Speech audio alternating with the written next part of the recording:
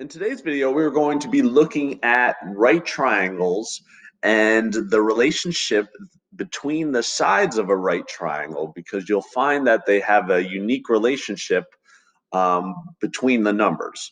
So, first of all, what is a right triangle? A right triangle is any type of triangle, right? Three sides that has a right angle. So this little box represents a right angle, a 90-degree angle. So in a right triangle, the sides that form the right angle are called the legs. So in this problem here,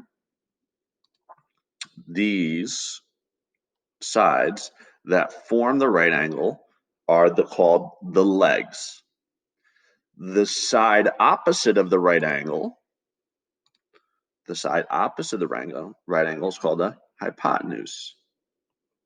All right, so those are new vocabulary. Legs are the two sides that come up with the 90-degree angle. Hypotenuse is what's across from the right angle, the opposite of the right angle. All right, so if we look down here, we have what I always do is I always find the hypotenuse first. So I look at the right angle, look opposite of it. My hypotenuse is 13. My legs are 5 and 12. If I look here, my hypotenuse is 15. My sides are 9 and 12. Okay, so what do you notice about the relationship between the hypotenuse and the legs? The hypotenuse is always going to be bigger than the legs are. The hypotenuse is the longest side. All right, now also we can see what kind of relationship those sides have with each other, because in every single right triangle, they have a specific relationship.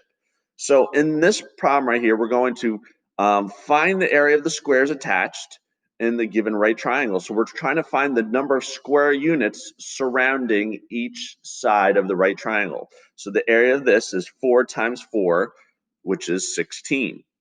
The area of this is 3 times 3, which is 9, right? Base times height, or just square the side, pretty much, since the base and the height are the same. 5 times 5 is 25.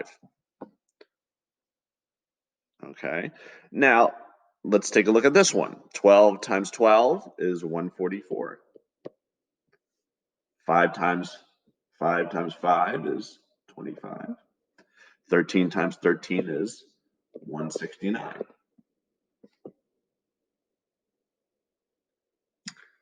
You'll notice they have a certain type of arithmetic relationship. What I mean by arithmetic is that you can add, multiply, divide, subtract the numbers, and somehow get them to equal or have some sort of a relationship with one another. So think of all the different arithmetic operations: adding, subtracting, multiplying, dividing. All right.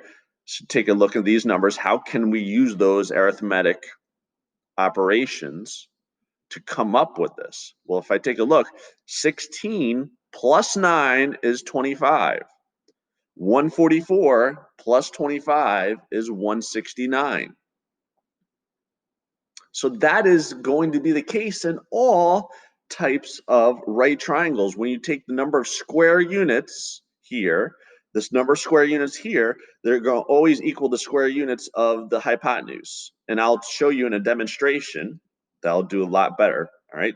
So we have the square units around this leg, the square units around this leg. And when you put these two together, it will equal the square units of the hypotenuse. Give it a second here. There we go. Bam.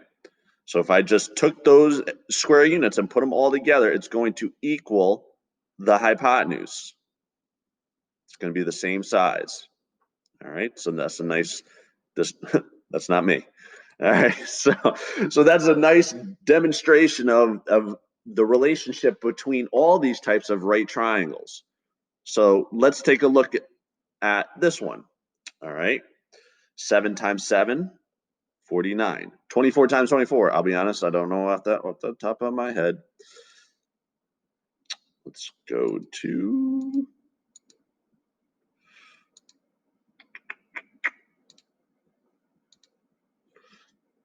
24 squared is 576. 24 times 24. 25 squared,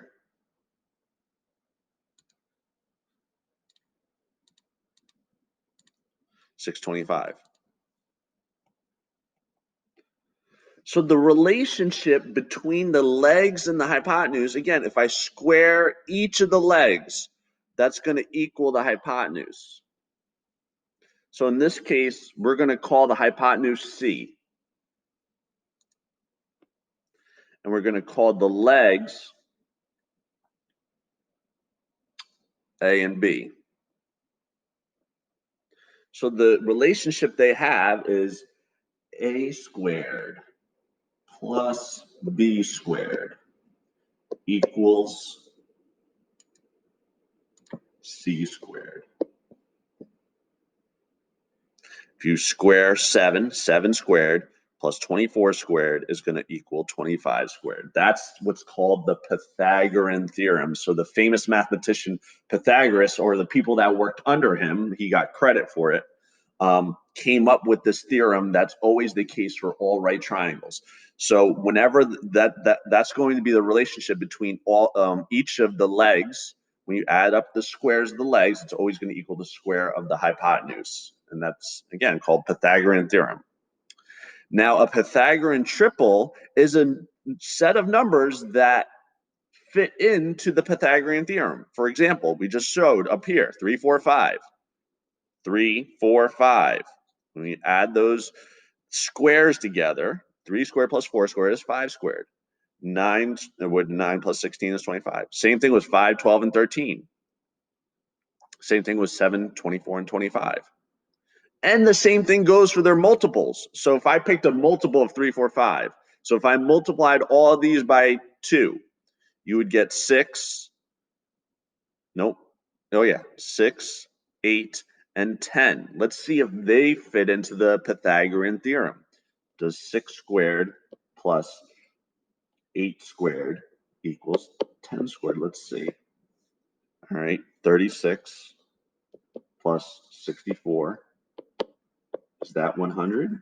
Yeah, that's 100.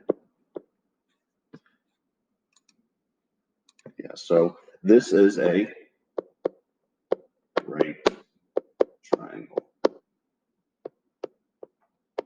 because it fit into the Pythagorean theorem. 6 squared plus 8 squared is 10 squared. Remember, the longest side is always going to be the hypotenuse. Let's take a look at one more. Will this form a right triangle? Let's see. 8 squared plus 12 squared, is that going to equal 19 squared? 8 squared I know is 64. 12 squared is 144. 19 squared.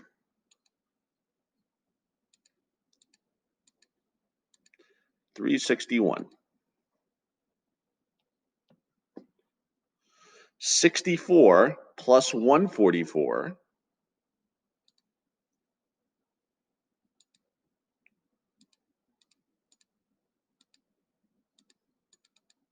is 208. It is not